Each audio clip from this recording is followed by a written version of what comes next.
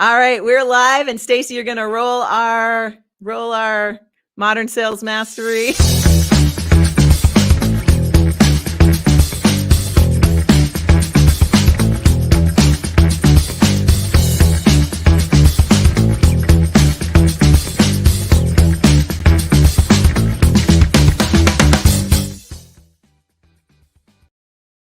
All right, that was a little shorter than our usual 1 minute roll in. So hello, everybody. Welcome to the new show, the Modern Sales Mastery Show, Vengreso Live. No one knows what a Vengreso is. Is it a rodent? Is it a race car? Is it soup? I don't know what a Vengreso is, but we know what modern sales mastery is. So welcome to our new Modern Sales Mastery Show. Let me know in comments, what did you think of that little trailer, that little roll in? It's brand new. I liked it.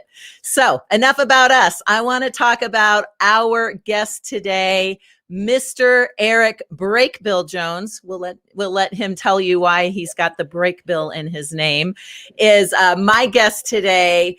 Really cool guy. Now, I was on his podcast a few weeks ago, and what I love about Eric is he really is at the sales intersection. It's not just about quota. It's not just about sales. It's not just about making money. It's about how are we living our lives? How are we engaging and intersecting with our audience to really take our lives and therefore our business to the next level? So Eric is a sales and business development expert. Interesting. I was reading your bio, and Eric started in clinical psychology. So you've got that psychology background. And then after doing that for a while, you went, you know what? The sales thing is pretty cool. I'm going to spend 17 years in sales. And, you worked for all kinds of companies, including Salesforce. But like many leaders, you were kind of going, I'm bored. What's next? And so that's where you launched Sales Intersection. Yeah. Well, first, Viveka, thank you for having me on the show. It was great having you on my show the other day. I was like hanging out with an old friend in a salon, getting my hair cut or something. But I'm happy to be here, and thank you for having me.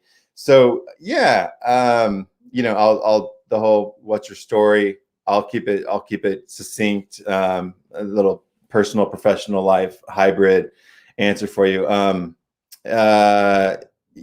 been a California boy, besides going to high school in Costa Rica and college in Spain, and Cool. little work while lived in Alaska. Went to Davis, majored in psychology, like you said, and followed that path for a while.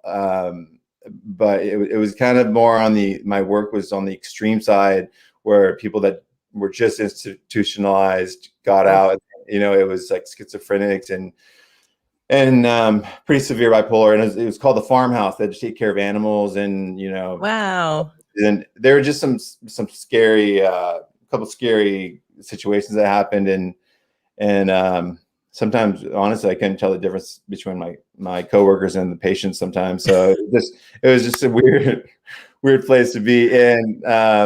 And so anyway, I decided, you know what, I'm gonna go. I have two older sisters, two parents. They're all teachers. I'm gonna go a route that no one has in my family, and that I think just feels natural for me, is business and sales. So I moved to San Francisco, started with Mark Pincus, the CEO of Zynga now. Zynga is the name of his dog, or late dog, R.I.P. Zynga. I didn't know that. Yeah. And so, we were trying to be the first Facebook at tribe.net. We didn't obviously do that. And that's been my story really for the last 16 plus years, is startup sales. I don't want to use any cliche kind of terms like transformational or disruptive technologies, but pretty much that, create a line item, educate and proselytize the whole nice to have to, need this kind of scenario, create a line item. And everywhere from seed money to Series D to public, like Salesforce. And I've worn every hat, intern, SDR to mid-market AE, enterprise director, head of sales, channel sales. management. And yeah, there was a point where I just knew, I thought it was ironic that sales, it attracts the brightest, most colorful personalities out there, right? And yet at the end of the day, you're graded in such a binary black and white fashion that you didn't hit quota that quarter, you go home feeling like you're a bad person. And if you did, you're a good person. So I knew that I knew that I love sales. I'm you know, I feel like I'm good at it. There's so many components of it that I love. So, but I knew that I could leverage my color and everything I have in a way where I can channel it to get to to optimize my performance, to hit it out of the park. And I also wanted more meaning, and I think that's progressively become a theme amongst people in their mid-20s, starting out late 20s. I hear that a lot. So I wanted my own thing, started a podcast. I wanted to have more of an impact over more people, have deeper relationships than just cold calls and sales cycles that last maybe 2 months to 8 months. And coaching, mentoring, and enablement for individuals, groups, and companies. And what I really do is basically a lot of discovery, understand who they are, what their color is, and help them understand that they don't have to have the Sunday scaries every Sunday night, or think of Monday through Friday as being in the trenches, and then So well, I think that's one of the things that, and hello to Bonnie and Gianni. I think that's one of the things that really why people are afraid of sales. And we've had other guests talk about the actual activity around sales. Like we had Andrea Waltz talking about going for no and not to be afraid of no, right? And we had other we had Park Howell just a couple weeks ago talking about story and overcoming and learning how to create that first impression. But when we live and breathe in the world of sales and quota and bottom line and black and white, it makes for, well, first of all, you're living for the weekend. A lot of people are living for the weekend, and you can't crush in enough life in that 48 hours. And so I love the direction you're going in, which is let's have a bigger life, a bigger life that sales can be a part of. So that's, when we talk about sales mentoring tips for sales leaders, yes, that's the name of the title, but it's really how can you and your team live a bigger life, of which sales is a big part of it. And yes, we want to meet quota, but live such a life that you're happier, I guess. You're happier. You feel more complete, and therefore the numbers go up too. So let me ask the first question. What are 2 to 3 things? Come on, internet. What are 2 to 3 things that you recommend? Come on. There we go. Stacy took care of it for me. What are 2 to 3 things that you do outside of work that then helps to up not only your personal, but your professional game? Yeah. So I'll start with one, meditation. I actually just meditated 20 minutes before the show. It's my kind of morning. I like to start out the morning with that. And what meditate, I mean, there was a point in my life, I started about 7 or 8 years ago, but before that, hearing the word meditation was like nails on a chalkboard. It was disgusting to me. I was like, I'm never gonna do it. It's kind of like yoga for me now. I'm trying to get into that, but anyway, and what meditation does for me personally, and what carries over into the professional field, is brings a sense of self-awareness and empathy, and which is a forgotten art, and with more people involved, as you know, from the last McKinsey or Forrester report, there's now 6 or 7 or 10 people involved in the buying process, and it really requires a lot of empathy and a lot of self-awareness. because I'm a strong believer in it. It's really more how you say it than what you say, and to be able to know how that's going, you need to be self-aware. Yeah. Right now, I'm very cognizant of the fact that I feel comfortable. My heart rate is is all right. Like I'm thinking about you and your father. So that self-awareness, meditation is one. Two is people overthink sales. I think it doesn't have to be as hard as people make it out to be. I think there's a study that I think 57 or 67% of college graduates end up in a sales position, either entering the workforce or at some point in their life. And ironically, there's really, I think 4% of universities have a class on sales. And no one at 10 years old says, what do you want to do when you grow up? I want to be a salesperson. No one says that. I think you wanted to be an actress or a public speaker. You're a little abnormal. I wanted to be on stage. That's all I knew. I wanted to be on stage. You're like a world champion at age 7, so you're kind of a different story. But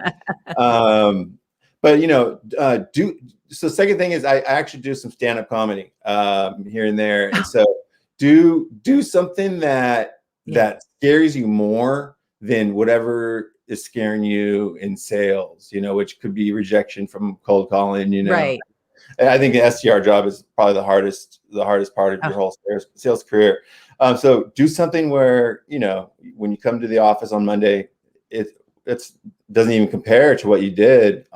Stand up is the first time I did it, man, it was scary. It's like, juggle for me, Jester. I mean, you're like, make me laugh. Make me laugh. Yeah. So those are two big things. There's a long list, but I think those are two probably really for the audience relevant things that I would recommend. At least for me, it's been very helpful. Yeah, no, I love that. And it's interesting how many people, not that there's tons, but a lot of people will do that. I'm thinking of my friend, Andrea Vall is a speaker. She's a Facebook expert, and she is a great comedian. And that's what she did. She's like, I need to do something other than Facebook. I really need to explore this other world, and stand-up comedy. So let me know in chat how many of you do something else, have another passion above and beyond. It doesn't have to be like a side gig, but do you have another passion above and beyond what you do, what you do in sales in order to balance that life? And I like what you said. If you're more afraid of, stand-up comedy or, hiking with rattlesnakes or whatever it is, then your day job's going to be a piece of cake. Also a call out to, and you need to have her on if you haven't had. Have you had Kathy Klotz guest on yet? I have not, but I'm counting on you to open up a lot of doors. Yeah, I'll do the intro. She's the queen of improv, very funny, also a speaker, and also comes from a traditionally corporate background. And her big thing was, they were trying to box me in, and like, you're not, she's teen little thing. You're not boxing me in, so that's, I love that. And lots of activity here, by the way, in the chat. Hey, Beth. Yes, Eric is definitely sharing some priceless nuggets with us today. Thanks, Fiddly. And I think you're right. There's, it's not sales. Maybe we need to reframe it from sales, not to customer service, but just serving our audience, whether we're serving them through comedy, whether we're serving them through sales, whether we're serving them, in whatever it is we're doing. I love the idea of serving your audience. That's great. And then, man, we got so much activity here. So Adam's saying great insight about meditation. And it's so true. I mean, I find I've dropped that ball. I'm doing so much exercise now. I'm dropping my meditation ball. I need to do more of that. And in fact, one of the things I just started doing was tapping. So that's a whole other thing, as far as like dancing with your shoot, like certain Oh shoes. no, it's this tapping method where you like tap on your I'm thinking tap dancing. I'm thinking tap dancing. That would be great exercise. And I love it. Bonnie uses photography to unleash creativity. So yeah, I think so. Thank you for using that word, Bonnie. I think creativity, right, is so very important. Yeah. Yeah. Standing out from the noise. You know, there's 100 Yeah. emails in your inbox right now. There's 100 in mine. Stand out, you know, some way, you know, video prospecting Yes. kind of popular here in the Silicon Valley, but it's more or less bleeding edge compared to a lot of different markets and, you know, Philadelphia or, you know, even, you know, New York or Miami or, you know, so yeah, creativity is huge, you know, be curious, be creative and care, you know, care about your those relationships with your clients. So anyway. Yeah. All right. Well, we are going to take a commercial break, catch our breath. I've got a few more questions for you, Eric. Stacy, go ahead and roll that video, and we'll be back in about 1 minute. He's like, where's that video?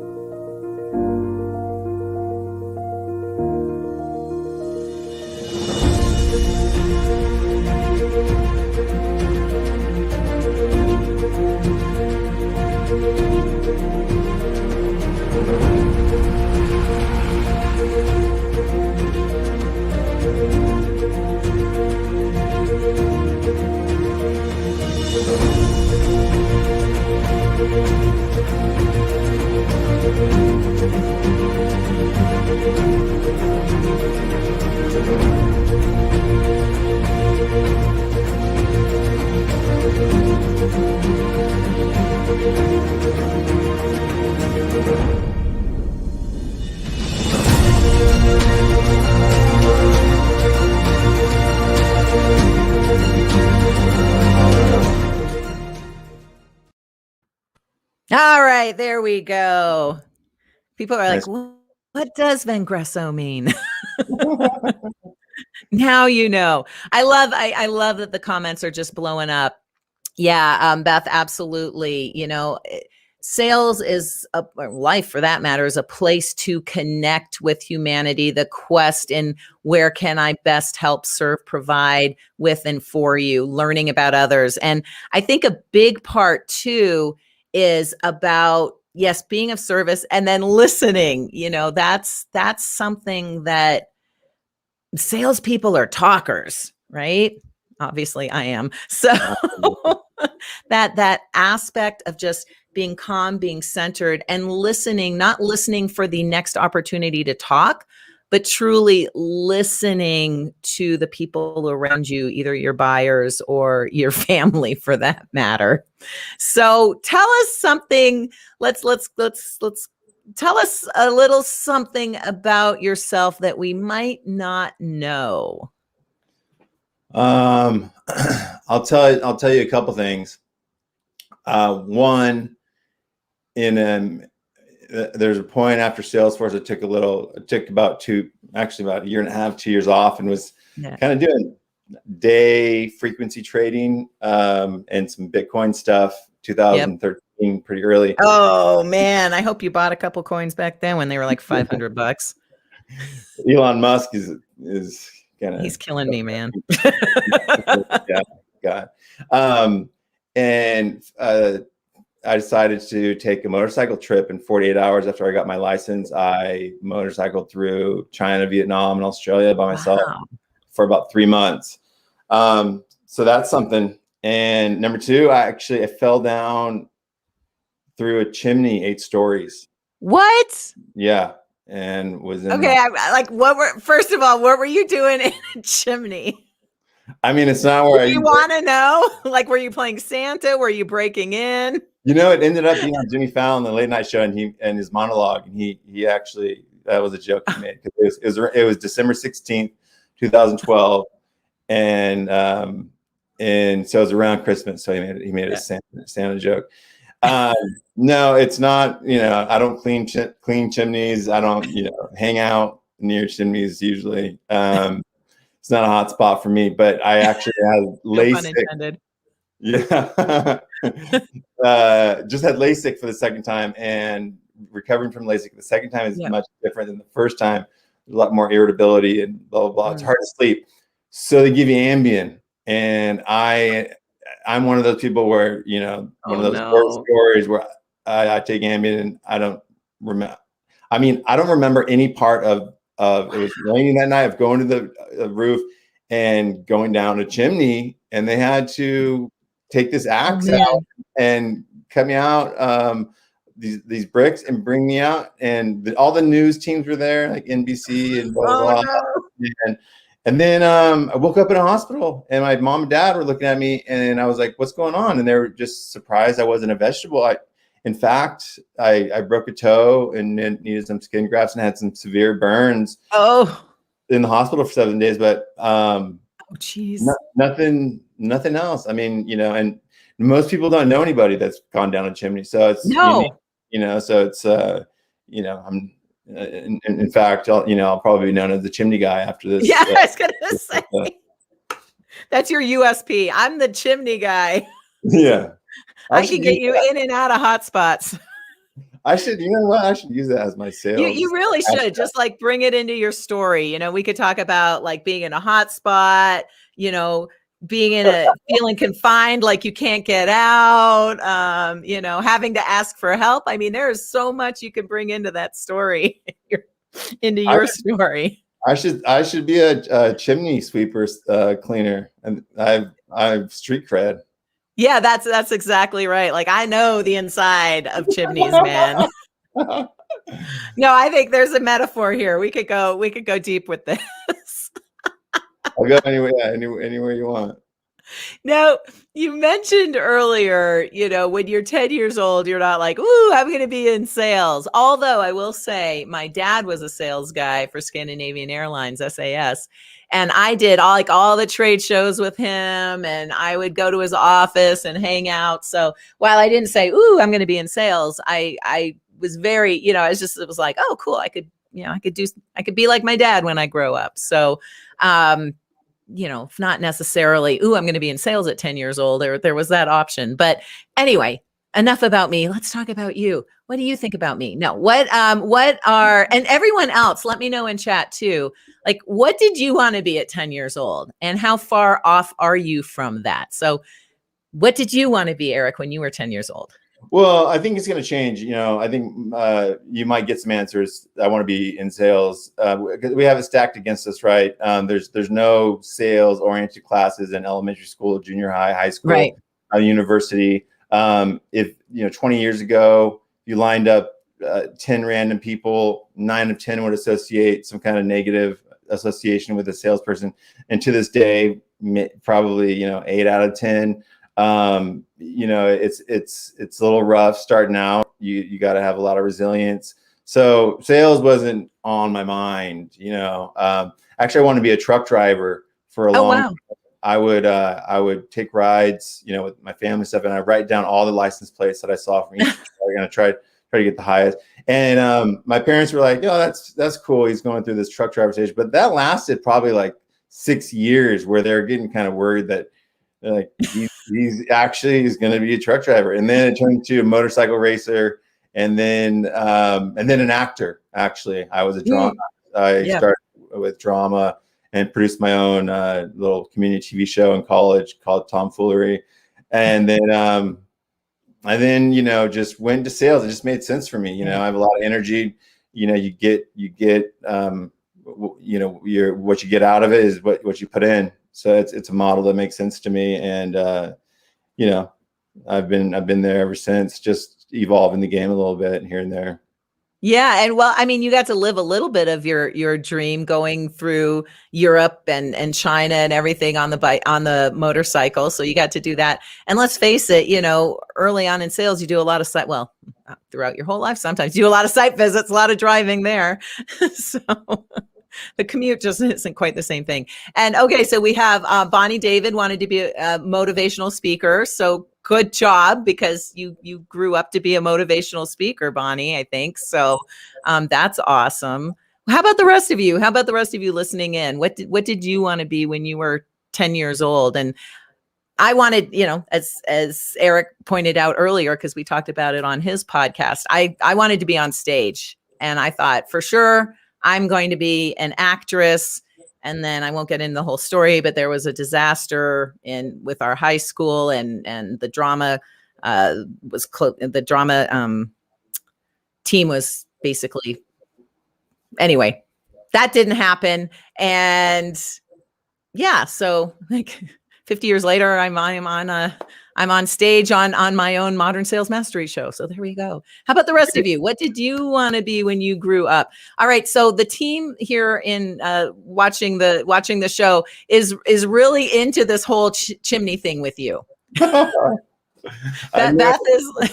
It's hard to stop. I mean, yeah. Let's hear it. Let's hear it. I love it, Beth. I wanted to face all the cans on the shelves of a grocery store to face in the same direction. All right, Beth, what do you do now? And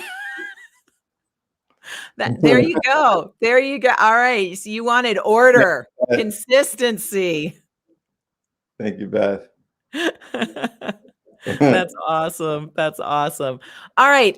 If there are, I know there's like a 1 to 2 minute delay here. So if there are any questions for Eric, make sure to pop them into the various chats. Hopefully they'll pop through to us here on StreamYard. Matthew wanted to be an X-Man, but he never developed any superpowers.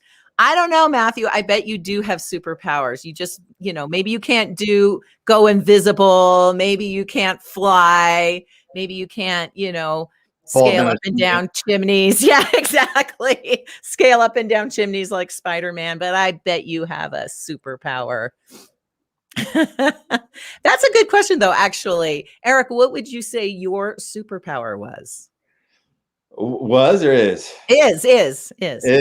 I think I have a kind of an old soul, and kind of in a social acumen capacity.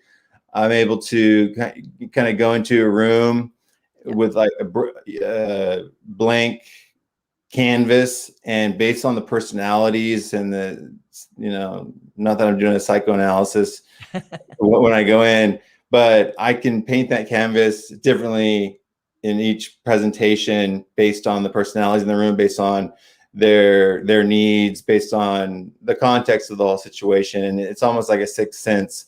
I can kind of hear what's going to resonate, not in a manipulative way, but because each job I go into, it's important for me to believe I'm selling best in breed.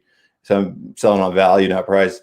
But that level of social acumen and sensing energy on such an intense level, I guess I would say is my superpower. I don't know if it's a superpower, but it's a quality I have.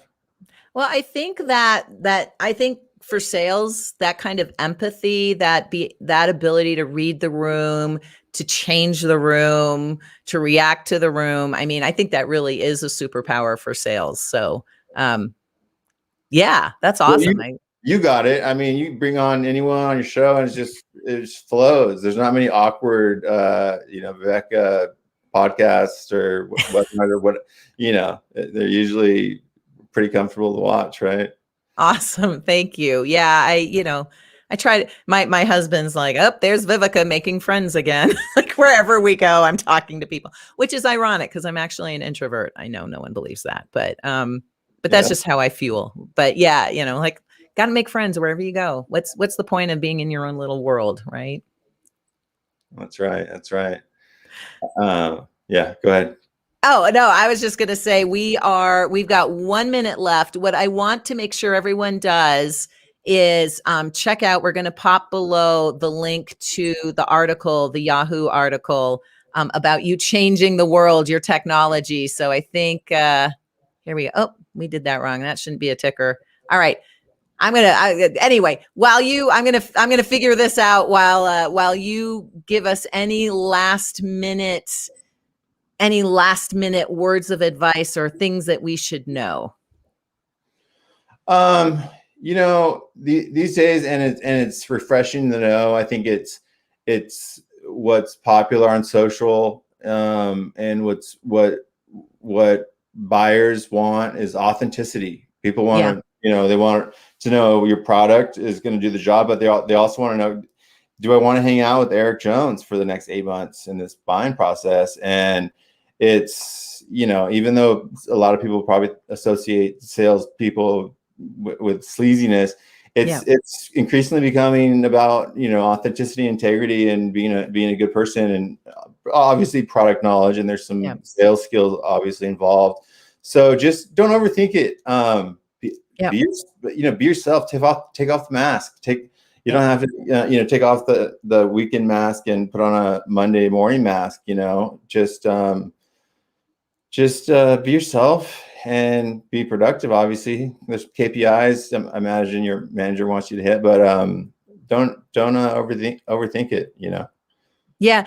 And people always, authenticity, be transparent on authenticity. There's a lot of people talking about it. But I think you're absolutely right. You can't just talk about it. Obviously, in order to be authentic, you have to be authentic. And it's not just a switch you can turn on, but the empathy that you were talking about, the listening that we were talking about, that helps with authenticity, as does, to your point, what you started out with, having a meditation practice or a yoga practice, something that allows you to deep dive into your own authentic self. And then that authentic self can absolutely come out and be a part of your engagement. And you're you're so right. No one wants to be sold to. Like, who loves going? Okay, there's going to be someone out there, I know, but most of us don't love going to a car dealership and being, line 11, knowing that, okay, here we go. This person's going to, like, what can I do to get you into a vehicle today? Blah. Yeah. Like, you know what? I love sales calls. These randoms that call me up on my cell phone and or even emails that are just terrible. I love to see different styles and to give them feedback. Say, I'm absolutely not interested. Categorically, no. For this, whatever your offering is. Yeah. Can I give you a couple tips? And give me your feedback. And because who does that? That's how you learn. Otherwise, that's right. A person can go 3 years not knowing that they're just absolutely horrific. It's so funny you say that, because Mario's always sharing with us. And I do it once in a while, but he does it all the time. Like, he'll get a really bad LinkedIn invitation. He'll start that conversation. I think we've even made some customers out of it before. Yeah. Get to know, and people like that. I want to give a little caveat to don't overthink it. Be authentic.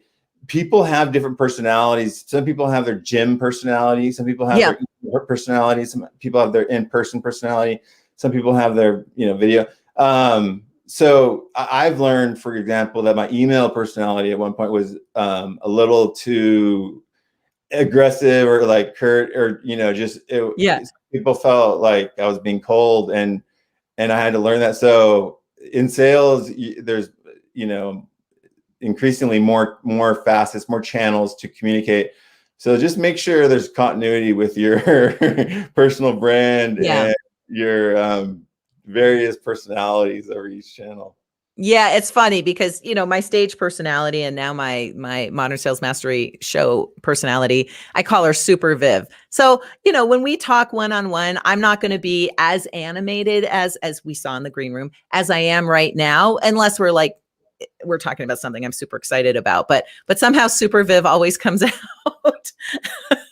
on the Modern Sales Mastery show. But I think it needs to be you. It can be, I'm a little bit more me on Modern Sales Mastery, but I think you're absolutely right. You need to make sure that tone is level throughout email, throughout video, throughout live meeting, throughout your Zoom meetings, throughout, you got to keep that tone.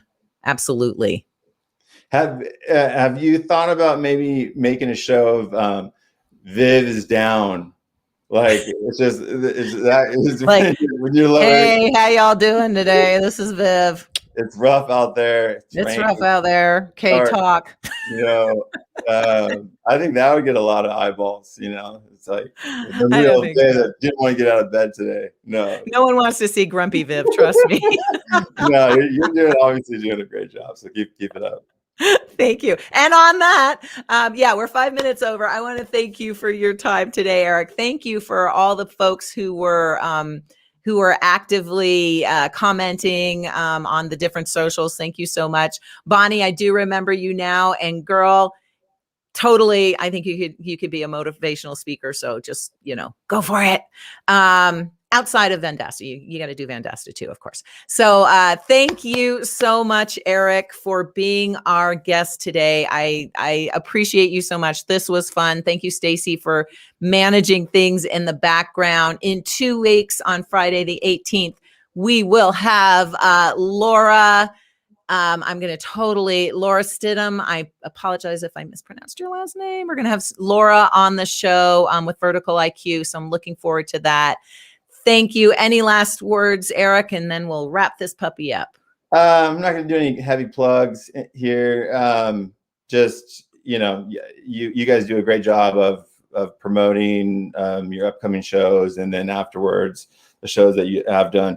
Check me out on salesintersection.com. It's mainly just about all the episodes I've done, but we're slowly, my website guy is putting on the consulting services I do. So, and if anything resonated, email me, eric@salesintersection.com. If you want to, talk about what the sales intersection is and maybe apply it to your current career. But other than that, I'm just happy to be here. Thank you for having me on your show. It's been a blast. I wish we could do this monthly.